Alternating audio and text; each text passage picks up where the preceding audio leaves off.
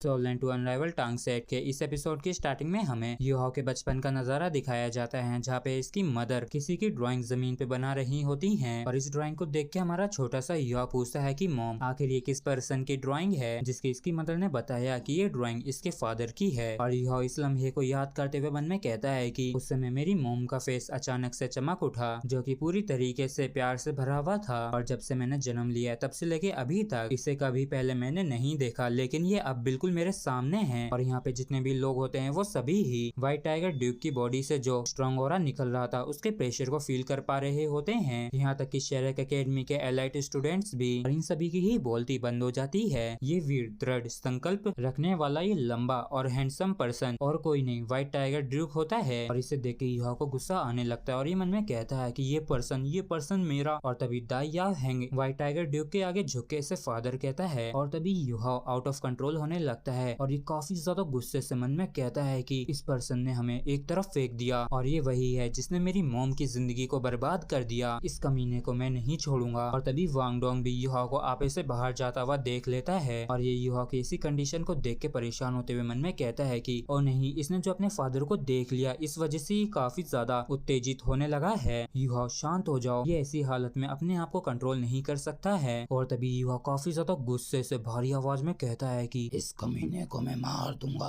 और तभी वांग डोंग यूहा के आगे आके इसे कवर करते हुए मन में कहता है कि मुझे इसे छिपाने की जरूरत है और मैं इस बारे में बाकी लोगों को पता चलने नहीं दे सकता हूँ। और मुझे इसके हाथ को पकड़ के इसे शांत करने की जरूरत है जिससे ये कुछ भी लापरवाही ना कर सके। और यही सोचते हुए वांग डोंग यूहा का हाथ पकड़ने के लिए अपना हाथ पीछे ले जाने लगता है और ये काफी जोर से पकड़ते हुए कहता है कि यूहा शांत हो जाओ, ये बदला लेने के लिए सही समय नहीं है। और काफी ज्यादा जोर से पकड़े जाने की वजह से यूहा के दर्द होने लगता है। और तभी वांग डोंग का ध्यान अपने हाथ पे जाता है और इसे रियलाइज हो जाता है कि इसने क्या पकड़ लिया है, जिस वजह से इन दोनों के ही काफी तगड़े वाले होश उड़ जाते हैं। और अब तक तो आप लोगों को पता भी चल गया होगा कि वांग डोंग ने क्या पकड़ लिया है और इसी वजह से वांग डोंग के काफी तगड़े वाले होश उड़े हुए होते हैं। और ये अपने हाथ की तरफ देखते हुए मन में कहता है कि जो मैंने अभी पकड़ा वो तो। और तभी यूहा इस पे काफी जोर से चिल्लाते हुए कहता है कि ये तुम क्या कर रहे हो और तुमने अचानक से मेरे क्यों पकड़ लिए। तो वांग डोंग कहता है कि ज्यादा बकवास मत करो और अपने दिमाग में से बदले की भावना को निकाल के अभी उसे साफ कर लो। और वांग डोंग की इस बात को सुन के यूहा चौंक जाता है और ये कहता है कि तो फिर अगली बारी जब मुझे तुम्हें शांत करवाने की जरूरत होगी तो मैं भी यही करूंगा। और इस चीज को सुन के वांग डोंग चिल्लाते हुए यूहा को अपने आप से दूर कर देता है और इस तरीके से यूहा शांत हो जाता है। और क्योंकि ये बाकी मेंबर्स के पीछे खड़े हुए थे इसलिए किसी का भी ध्यान इन पे नहीं जाता है। और आखिरकार ये लोग फ्री हो ही जाते हैं। जो मीटिंग व्हाइट टाइगर ड्यूक के साथ थी, यूहा रिलैक्स होते हुए कहता है कि थैंक यू ब्रदर, आज मैं सिर्फ तुम्हारी वजह से ही शांत हो पाया। जिस पर वांग डोंग चिल्लाते हुए इसे दूर करते हुए कहता है कि ये भी तुम्हारे वजह से ही हुआ है जो मैं अभी तक शांत नहीं हो पाया हूँ और तुमने हमेशा के लिए मुझे कितनी बुरी मेमोरी दे दी है। और ये सभी ही आउटपोस्ट पे पूरा एक दिन रेस्ट करते हैं जहाँ पे इन्हें बैंडिट से रिलेटेड सारी इंफॉर्मेशन मिलती हैं, इसलिए ये सभी ही सुबह सुबह यहाँ से निकल जाते हैं। और मा जियाओ बताती है कि बैंडिट्स में जो सबसे ताकतवर फाइटर है वो भी सिर्फ स्पिरिट किंग लेवल पर ही है, जिसको हराना बाएं हाथ का खेल होगा शेरक एकेडमी के एलाइट्स के लिए, इसलिए इस बारे में ज्यादा चिंता करने की कोई भी जरूरत नहीं है। और यूहा अपने गालों को टैप करते हुए मन में कहता है कि ठीक है, अब मुझे फोकस करने की जरूरत है, इसलिए मुझे अब इस बारे में ज्यादा कुछ नहीं सोचना है। और इस मिशन को खत्म करने के बाद सभी लोग ही टूर्नामेंट में पार्टिसिपेट करने के लिए जाएंगे। और यहाँ पे जितने भी लोग होते हैं उन सभी को यही लग रहा होता है कि ये मिशन काफी ज्यादा आसान होने वाला है, लेकिन इस मिशन का जो रिजल्ट होता है जितना इन लोगों ने बुरा सोचा था उससे भी कहीं ज्यादा बुरा रिजल्ट होता है। और हम देखते हैं कि युवा काफी ज्यादा घबराया हुआ है और इसे काफी तगड़े वाले होश भी उड़ रखे हैं। और ये परेशान होते हुए मन में कहता है कि आखिर ऐसा कैसे हो गया और अचानक से ये पूरा नजारा इसमें तब्दील कैसे हो गया, क्योंकि ये पूरा माउंटेन डेड बॉडीज और पॉइजनस स्मोक से भर चुका होता है और यहाँ पे हर जगह ही खून ही खून बिखरा हुआ होता है। और यह जो भी अपनी स्पिरिट स्पाई एबिलिटी से देख पा रहा होता है उस पे इसे बिल्कुल भी विश्वास नहीं होता है। और सबसे बुरी हालत तो याओ हाउसवान की होती है, क्योंकि लगभग इसने अपनी आधी बॉडी को खो दिया है और ये मर रही है। और चाई जई फेंग ने अपने राइट लेग को खो दिया और इसे सांसें लेने में भी काफी दिक्कत हो रही है। और गोंग यांग की जो बॉडी है वो भी पूरी तरीके से जख्मों से भर गई है और ये बेहोश हो चुका है। और जई जई की पीठ पे काफी गहरा घाव हो गया है, जबकि लिंग लुओ चैन को खून की खांसी हो रही है। और बाकी के सभी लोग ही ब्लास्ट की रेडियस से बाहर थे और बाकी के लोग जो ये बाहर थे ये घबराते हुए कहते हैं कि क्या ये टेरिफाइंग पावर एक डार्क स्पिरिट मास्टर की है, जबकि युहा के काफी ज्यादा तगड़े वाले होश उड़े हुए होते हैं। और फिर हमें मिशन के शुरू होने का नजारा दिखाया जाता है जहाँ पे इन सभी ने ही माउंटेन के अंदर एंटर कर बैंडिट्स को ढूंढना शुरू कर दिया था। और फिर टीचर वांग कहते हैं कि जिस तरीके से ये पेड़ खुदे हुए दिख रहे हैं उस हिसाब से हमारे दुश्मन हमसे ज्यादा दूर नहीं है। और क्योंकि वांग यान के पास काफी ज्यादा नॉलेज और एक्सपीरियंस है इसलिए ही ये उनके क्लूज को ढूंढ पा रहे होते हैं और ये सभी को लीड करके वहाँ पे ले आते हैं जहाँ पे बैंडिट्स छिपे हुए हैं। और जब ये सभी लोग ही केव के अंदर जाते हैं तब जाके इन सभी को ही रियलाइज होता है कि इनके दुश्मन कितने ज्यादा टेरिफाइंग हैं। और ये केव पूरी तरीके से लाशों से भरी हुई होती है और यहाँ पे 100 या उससे भी ज्यादा लाशियां होती हैं जिनमें से कुछ तो बेबीज होते हैं। और इन बैंडिट्स के इस खूनी काम को देख के सभी लोग ही गुस्से की आग में जलने लगते हैं और ये लोग अपने गुस्से की भड़ास निकाल सके इसके लिए ये लोग सीधा बैंडिट्स की तरफ बढ़ने लगते हैं। राउटर एकेडमी के जो 7 स्टूडेंट्स होते हैं इन लोगों ने भी इन लोगों को ज्वाइन कर लिया होता है और ये लोग कमजोर बैंडिट्स को संभाल रहे होते हैं। जबकि जो इनर एकेडमी से स्टूडेंट होते हैं वो अपनी काफी ज्यादा पावर और डिस्ट्रक्टिव फोर्स के साथ काफी ज्यादा खतरनाक बैटल कर रहे होते हैं। जबकि जुआन लाओ माउंटेन के टॉप पे शांति पूर्वक आराम कर रहे होते हैं क्योंकि इन्होंने पहले ही बैंडिट्स की पावर को जांच लिया था। इन्होंने नोटिस किया कि इनके दुश्मनों में एक भी ऐसा नहीं है जिसके पास एक स्प्रिट किंग से भी ज्यादा स्ट्रॉन्ग पावर हो। इस वजह से इन्हें यहाँ के हालात आसान और सेफ दिख रहे होते हैं इसलिए ये बच्चों को खुद को ही इस सिचुएशन को हैंडल करने देते हैं।